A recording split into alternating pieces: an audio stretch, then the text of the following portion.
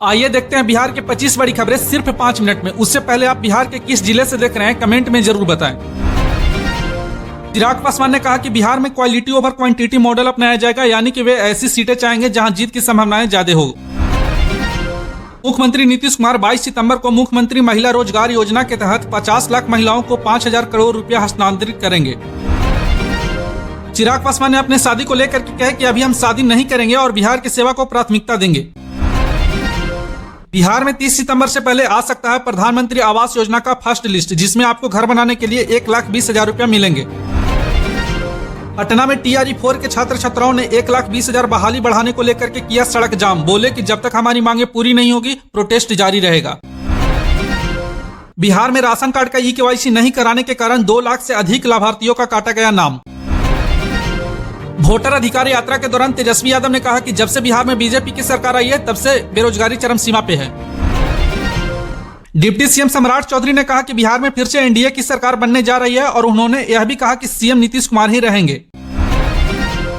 बिहार में जल्द ही 69,000 पदों पर बहाली होने वाली है, नीतीश कुमार ने स्वयं ही बताया है और उन्होंने यह भी कहा कि महिलाओं का भागीदारी ज्यादा रहेगी। जनसुराज नेता प्रशांत किशोर ने कहा कि बिहार को बर्बाद आरजेडी से ज्यादा बीजेपी ने की है और इस बार बिहार की जनता बीजेपी को उखाड़ फेंकेगी। चुनाव को देखते हुए बिहार सरकार राशन के साथ 1,000 रुपया देने वाली है, नीतीश कुमार जल्द ही करेंगे ऐलान। अगर आपका भी आधार कार्ड पे नाम और पता गलत है तो जल्द ही सुधार करवा लें फ्री में, नहीं तो 30 सितंबर के बाद सुधार करने की प्रक्रिया होगी बंद। त्योहार में पटना से दिल्ली के लिए चलेगी 5 दर्जन से अधिक बसें, किराया में भी 50% की मिलेगी छूट। बिहार में 10 अक्टूबर से दाखिल खारिज के लिए नया नियम होगी जारी, नीतीश सरकार ने जारी किया नई गाइडलाइंस। दुर्गा पूजा पर मूर्ति विसर्जन के वक्त वीडियो बनाने पर लगा बैन, गलत काम करने वालों को होगी बड़ी कार्रवाई, सरकार ने किया आदेश जारी। बिहार के मुंगेर जिला में 40 स्कूल पिछले 2 महीना से है बंद, स्कूल के बच्चे को 2 महीना से पढ़ाई हुई पूरी तरह से ठप। बारिश के दौरान बिजली गिरने से बिहार में 4 लोगों की हुई मौत। तेजस्वी यादव की यात्रा पर बीजेपी ने तर्क किया है कि तेजस्वी यादव बिहार अधिकार यात्रा में आम जनता की अपेक्षित भागीदारी नहीं हुई, बल्कि वह सिर्फ टिकट चाहने वाले नेताओं को सभाएं हो रही है। औरंगाबाद में एक महिला सिविल सर्जन पर मृतक परिवार को मुआवजा की चेक का भुगतान रोकने का आरोप है, 24 लाख रुपए का मुआवजा शामिल है। बिहार सरकार ने विश्वकर्मा पूजा के शुभ अवसर पर मजदूरों के खाते में डायरेक्ट भेज रही है 5,000 रुपए की राशि। बिहार सरकार ने घोषित किया है कि बिहार स्टूडेंट क्रेडिट कार्ड योजना के तहत दिए जाने वाले लोन पर अब कोई ब्याज नहीं लिया जाएगा। चिराग पासवान ने दिया है चुटकुला भरा बयान, उन्होंने कहा कि वे दाल नहीं बना सकते लेकिन नमक जरूर हो सकते हैं, मतलब कि गठबंधन में उनकी भूमिका अहम है पर अभी मुख्यमंत्री के लिए तैयार नहीं। बिहार सरकार ने परसरामा से अररिया मार्ग को 2 लेन में अपग्रेड करने के लिए 1547 करोड़ रुपया की मंजूरी दी है। बीपीएससी टियर 4 शिक्षक भर्ती का नोटिफिकेशन न निकलने पर युवाओं ने विरोध प्रदर्शन किया, चेतावनी दी है कि चुनाव से पहले भर्ती की प्रक्रिया शुरू होनी चाहिए। प्रधानमंत्री मोदी ने पूर्णिया में करीब 40,000 करोड़ के विकास का कार्यों का उद्घाटन किया और भूमि पूजन भी किया।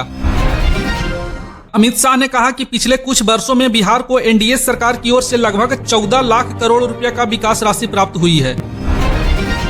बिहार विधानसभा चुनाव 2025 के लिए अलग अलग दलों में समाचार पत्रों में अब सीट बांटने, गठबंधन और चुनाव की तारीखों को लेकर के तेजी से चर्चाएं हो रही है।